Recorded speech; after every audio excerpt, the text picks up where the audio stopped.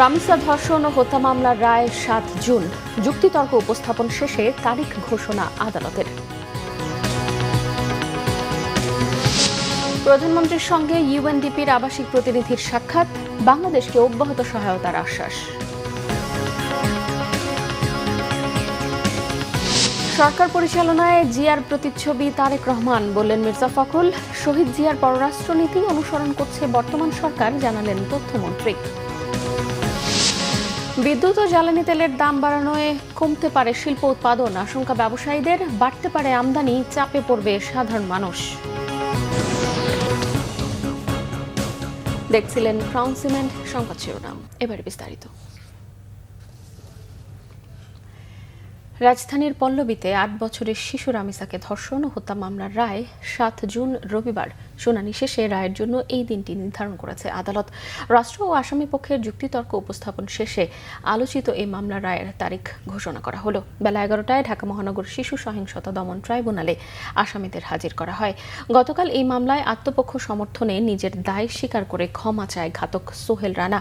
তবে তার স্ত্রী স্বপ্না খাতুন নিজেকে নির্দোষ দাবি করেন। এর আগে মঙ্গলবার টানা ১৬ জন সাক্ষীর সাক্ষ্য গ্রহণ করে ট্রাইব্যুনাল। ওই দিন ভিকটিমের বাবা আব্দুল হান্নান মোল্লা ও মা পারভিন আক্তার সহ সাক্ষীদের জবানবন্দিতে ঘটনার লোমহর্ষক তথ্য উঠে আসে। এই মামলায় গত ১ জুন ঘাতক সোহেল রানা ও তার স্ত্রী স্বপ্নার বিরুদ্ধে চার্জ গঠন করে বিচার শুরুর আদেশ দেয় ট্রাইব্যুনাল। তাদের বিরুদ্ধে ধর্ষণ, হত্যা ও মরদেহ গুম করার মতো গুরুতর অভিযোগ আনা হয়। এর আগে গত ২৪ মে রানা ও তার স্ত্রীর বিরুদ্ধে আদালতে অভিযোগপত্র দেয় মামলার তদন্তকারী কর্মকর্তা পল্লবী থানার এসআই ওয়াহিদুজ্জামান। ওই দিনই অভিযোগপত্র আমলে নেয় ট্রাইব্যুনাল। গত ১৯ মে কৌশলে ৮ বছরের শিশু রামিসাকে ফ্ল্যাটে নিয়ে ধর্ষণের পর হত্যা করা হয়।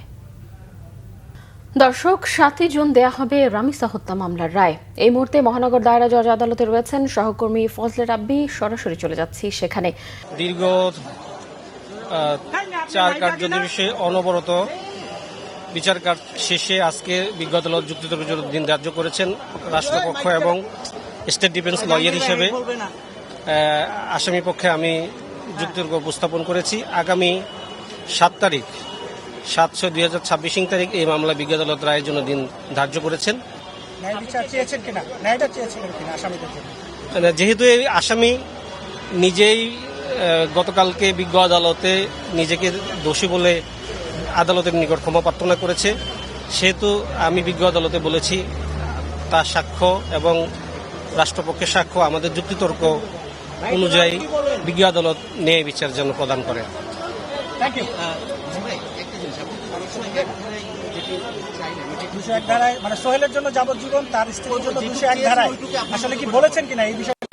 হ্যাঁ, আমি যেহেতু আসামি দোষ স্বীকার করছে এবং গতকালকেও বিজ্ঞপ্তিতে সে বলেছে সে দোষী, সে মাপ চায়, তার মানে সে অপরাধী। সে যেহেতু লাশ গুমের বিষয়ে সহায়তা প্রদান করেছে, আমি বলেছি তাকে সংশ্লিষ্ট আইনে যে সর্বোচ্চ সাজা আছে ৭ বছর, সেই বিধান অনুযায়ী তাকে ৭ বছর কারাদণ্ড দেওয়া হোক, এটা আমি বিজ্ঞ আদালতে বলেছি। প্রধানমন্ত্রী তারেক রহমানের সাথে সৌজন্য সাক্ষাৎ করেছে জাতিসংঘের উন্নয়ন কর্মসূচির ইউএনডিপির বাংলাদেশ অফিসের আবাসিক প্রতিনিধি স্টেফান লিলার। সাক্ষাতে বাংলাদেশ ও ইউএনডিপির মধ্যে চলমান সহযোগিতা, টেকসই উন্নয়ন, শিক্ষা, স্বাস্থ্য, কর্মসংস্থান সহ বিভিন্ন গুরুত্বপূর্ণ বিষয়ে মতবিনিময় হয়। উভয় পক্ষ বাংলাদেশের উন্নয়ন কার্যক্রমকে আরও গতিশীল, অন্তর্ভুক্তিমূলক ও ফলপ্রসূ করার লক্ষ্যে কাজ করার উপরও গুরুত্ব আরোপ করে। নিরঙ্কুশ সংখ্যাগরিষ্ঠতা অর্জনের মাধ্যমে সরকার গঠন করায় প্রধানমন্ত্রী তারেক রহমানকে অভিনন্দন জানান স্টেফান লিলার। তিনি উল্লেখ করেন, ইউএনডিপির দৃষ্টিতে জাতীয় সংসদে বর্তমান বেশ প্রাণবন্ত রয়েছে, দেশের গণতন্ত্র শক্তিশালীও রয়েছে। প্রধানমন্ত্রী তার সরকারের নির্বাচনী অঙ্গীকার বাস্তবায়নের বিভিন্ন উদ্যোগ তুলে ধরেন। এ সময় তিনি ফ্যামিলি কার্ড ও কৃষক কার্ড বিতরণ কর্মসূচির কথাও উল্লেখ করেন এবং এসব উদ্যোগের মাধ্যমে জনগণের জীবনমান উন্নয়নে সরকারের প্রচেষ্টার কথা জানান। বাংলাদেশের সার্বিক উন্নয়ন ও টেকসই অগ্রযাত্রায় উন্নয়ন সহযোগিতা অব্যাহত রাখার কামনা করেন প্রধানমন্ত্রী। জাতিসংঘ সাধারণ পরিষদের অধিবেশনে সভাপতি নির্বাচিত হয়ে যুক্তরাষ্ট্র থেকে দেশে ফিরেছেন পররাষ্ট্রমন্ত্রী ড. খলিলুর রহমান। সকালেই দেশে ফিরেই পররাষ্ট্র মন্ত্রণালয়ে যান তিনি এবং পররাষ্ট্র মন্ত্রণালয়ের কর্মকর্তাদের সঙ্গে শুভেচ্ছা বিনিময় করেন। উল্লেখ্য, গত 2 জুন জাতিসংঘে সাইপ্রাসকে পরাজিত করে 81তম অধিবেশনের সভাপতি হিসেবে নির্বাচিত হয় বাংলাদেশ। আগামী 8 সেপ্টেম্বর শুরু হতে যাওয়া জাতিসংঘ সাধারণ পরিষদের 81তম অধিবেশনের সভাপতিত্ব এবং অধিবেশনের কার্যক্রম পরিচালনা করবেন পররাষ্ট্রমন্ত্রী ডক্টর খলিলুর রহমান।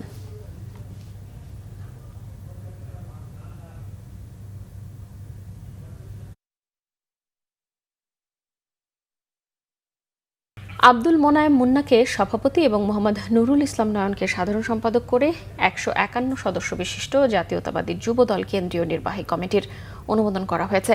বৃহস্পতিবার বিএনপির সিনিয়র যুগ্ম মহাসচিব রুহুল কবির রিজভী স্বাক্ষরিত জাতীয়তাবাদী যুবদলের নতুন কমিটির অনুমোদন দেওয়া হয়। এতে আব্দুল মোনায়েম মুন্নাকে সভাপতি, নুরুল ইসলাম নয়নকে সাধারণ সম্পাদক, রেজাউল করিম পলককে সিনিয়র সহ সভাপতি, বিলাল হোসেন তারেককে প্রথম যুগ্ম সাধারণ সম্পাদক এবং মোহাম্মদ কামরুজ্জামান জুয়েলকে সাংগঠনিক সম্পাদক করা হয়েছে। এছাড়াও 30 জনকে সহ সভাপতি, 51 জনকে যুগ্ম সাধারণ সম্পাদক এবং 10 জনকে সহ সাংগঠনিক সম্পাদক করা হয়েছে।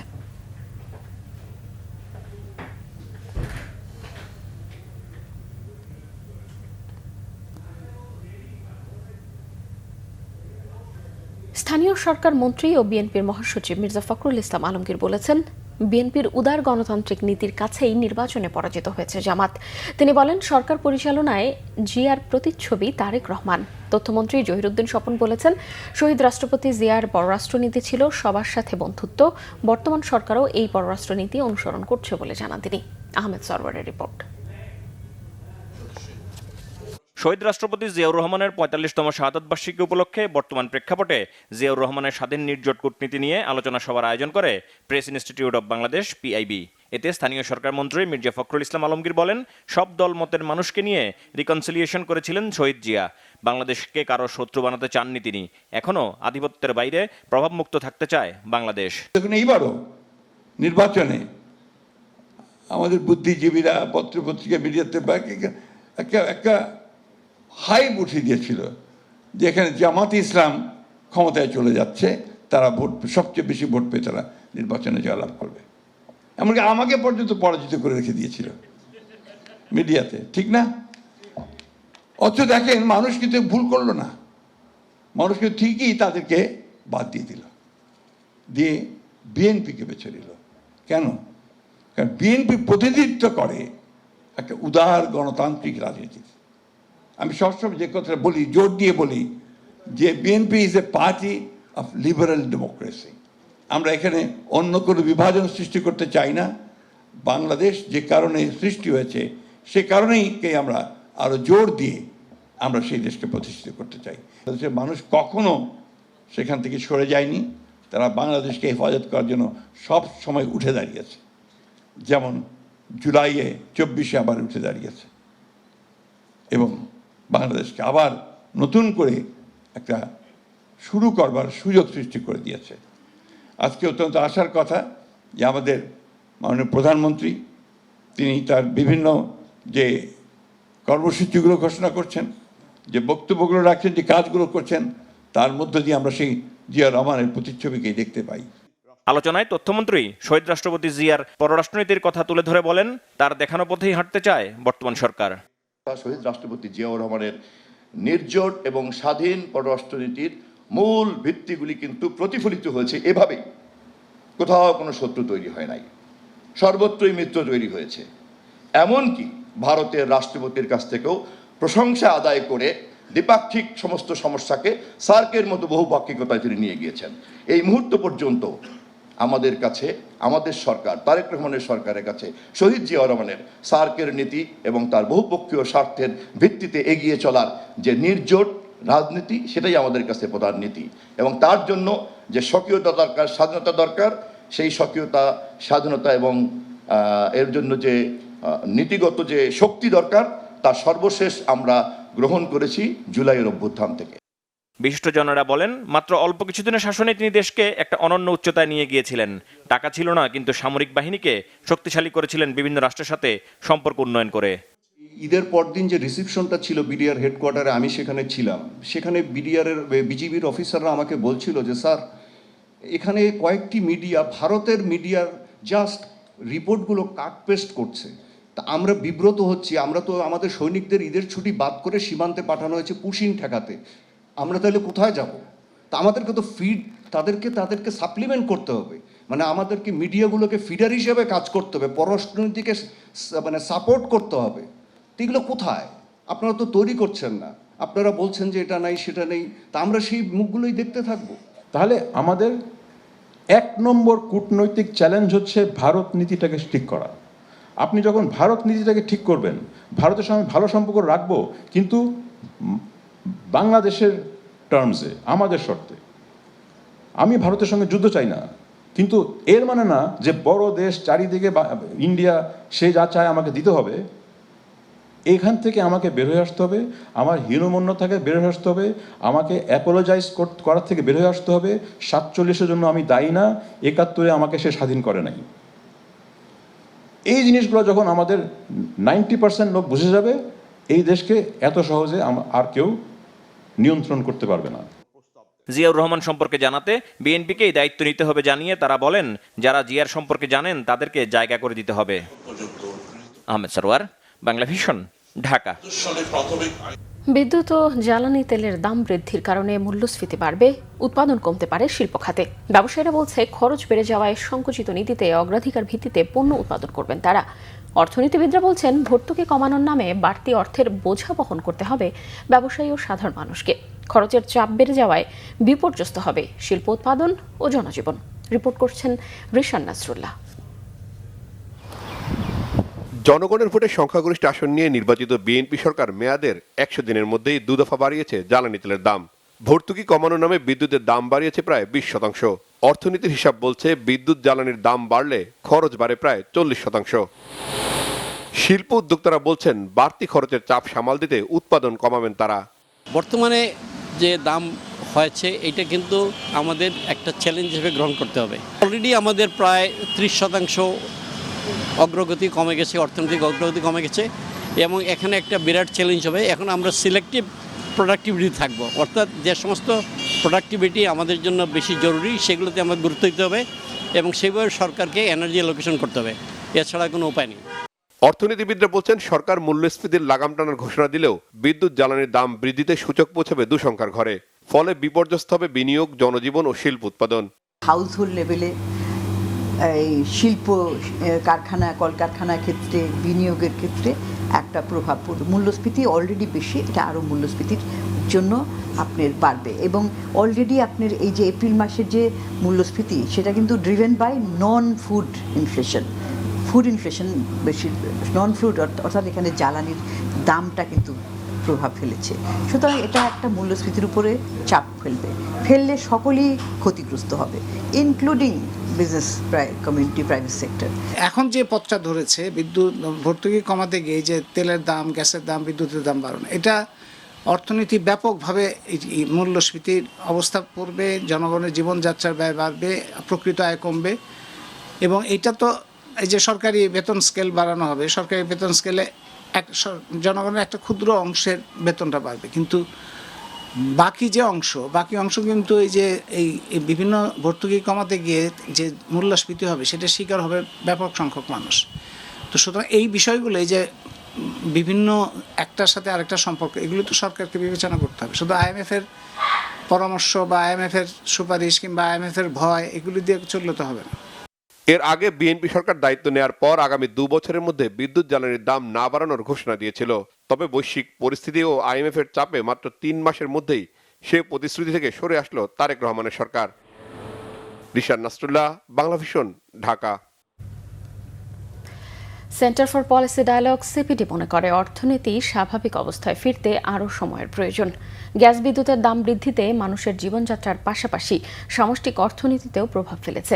বাজেটে ঘাটতি ব্যবস্থাপনার কৌশল বের করারও পরামর্শ দিয়েছে সিপিডি। গবেষণা প্রতিষ্ঠানটির মতে, সরকারি চাকরিজীবীদের নবম পে স্কেল মূল্যস্ফীতির ওপর চাপ বাড়াবে। রাজধানীতে সিপিডি কার্যালয়ে চলতি অর্থবছরে বাংলাদেশের অর্থনীতির বহুমাত্রিক চ্যালেঞ্জ বিষয়ক ব্রিফিংয়ের আয়োজন করা হয়। এ সময় সিপিডি নির্বাহী পরিচালক ডক্টর ফাহমিদা খাতুন বলেন, রাজস্ব বাড়াতে নতুন নতুন ক্ষেত্র তৈরিতে সরকার পরিকল্পনা করছে, তবে রাজস্ব ঘাটতি পূরণে সরকারের কৌশল প্রণয়নও একই সাথে জরুরি। দেশের ব্যাংকগুলোর স্বাস্থ্য ভালো হয়েছে মনে করার কোনো কারণ নেই বলেও মন্তব্য করেন ডক্টর ফাহমিদা খাতুন। সিপিডির সম্মানীয় ফেলো ডক্টর মোস্তাফিজুর রহমান মনে করেন, নতুন করে ট্রাম্পের শুল্ক বসানোর ঘোষণা একেবারেই রাজনৈতিক। একটা দক্ষ অর্থায়ন ঘাটতি অর্থায়ন কৌশল করতে হবে। একদিকে অবশ্যই এখানে সম্পদের ব্যবস্থাপনার দক্ষতা বাড়ানো একদিকে রয়েছে, কিন্তু অন্যান্য উৎস থেকেও আমরা বলে থাকি যে বৈদেশিকরা বাজেটারি সাপোর্টটাকে আনার বেশি চেষ্টা করতে হবে। খাদ্য বহির্ভূত মূল্যস্ফীতির কারণে কিন্তু এইবারের মূল্যস্ফীতিটা আরো বেড়েছে এবং সেটার একটা অন্যতম উৎস হচ্ছে যে জ্বালানির সংকট। বাংলাদেশ নৌবাহিনীর লজিস্টিক, মেরামত ও রক্ষণাবেক্ষণ সক্ষমতা বৃদ্ধিতে যুক্ত হল 70 টন ক্ষমতাসম্পন্ন অত্যাধুনিক ফ্লোটিং ক্রেন বিএনএফসি বলিয়ান। বৃহস্পতিবার নারায়ণগঞ্জের সোনাকান্দায় সেনাবাহিনী পরিচালিত dockyard and engineering works limited এবং বিআইডব্লিউতে নির্মিত 70 টন ক্ষমতাসম্পন্ন এই ক্রেনটি আনুষ্ঠানিকভাবে নৌবাহিনীর কাছে হস্তান্তর করা হয়। অনুষ্ঠানে প্রধান অতিথি ছিলেন নৌবাহিনীর প্রধান admiral M Najmul Hasan. ৪৫ metre দীর্ঘ ও ১৫ মিটার প্রশস্ত ফ্লোটিং ক্রেনটি ঘণ্টায় সর্বোচ্চ 10.5 মাইল গতিতে চলতে সক্ষম। দেশীয় প্রযুক্তি ও দক্ষতায় নির্মিত বিএনএফসি বলিয়ানকে দেশের জাহাজ নির্মাণ শিল্প ও প্রতিরক্ষা খাতে আত্মনির্ভরতার একটি গুরুত্বপূর্ণ মাইলফলক হিসেবেই দেখা হচ্ছে। অনুষ্ঠানে নৌবাহিনী প্রধান বলেন, নৌবাহিনীর তত্ত্বাবধানে শিপইয়ার্ডের সক্ষমতা বাড়াতে বিভিন্ন উন্নয়ন কার্যক্রম চলমান রয়েছে। ভবিষ্যতে দেশীয় শিপইয়ার্ডে আরও বড় আকারের জাহাজ ও যুদ্ধ জাহাজ নির্মাণের সক্ষমতা অর্জনের লক্ষ্যেও কাজ এগিয়ে নেওয়া হচ্ছে। সংবাদ শেষ করব ক্রাউন সিমেন্ট শিরোনামগুলো আরও একবার জানিয়ে। রামিসা ধর্ষণ ও হত্যা মামলার রায় 7 জুন। যুক্তিতর্ক উপস্থাপন শেষে তারিখ ঘোষণা আদালতের। প্রধানমন্ত্রীর সঙ্গে ইউএনডিপির আবাসিক প্রতিনিধির সাক্ষাৎ, বাংলাদেশকে অব্যাহত সহায়তার আশ্বাস। সরকার পরিচালনায় জিয়ার প্রতিচ্ছবি তারেক রহমান, বললেন মির্জা ফখরুল। শহীদ জিয়ার পররাষ্ট্র নীতি অনুসরণ করছে বর্তমান সরকার, জানালেন তথ্যমন্ত্রী। বিদ্যুৎ ও জ্বালানির তেলের দাম বাড়ানোয় কমতে পারে শিল্প উৎপাদন, আশঙ্কা ব্যবসায়ীদের। বাড়তে পারে আমদানি, চাপে পড়বে সাধারণ মানুষ। দর্শক, এই ছিল এখনকার মতো। পরের সংবাদ বিকেল 4টায়। এর আগে দুপুর 3টায় রয়েছে নিউজ টপ 10 দেখার আমন্ত্রণ রইল। এতক্ষণ সঙ্গে থাকায় ধন্যবাদ সবাইকে।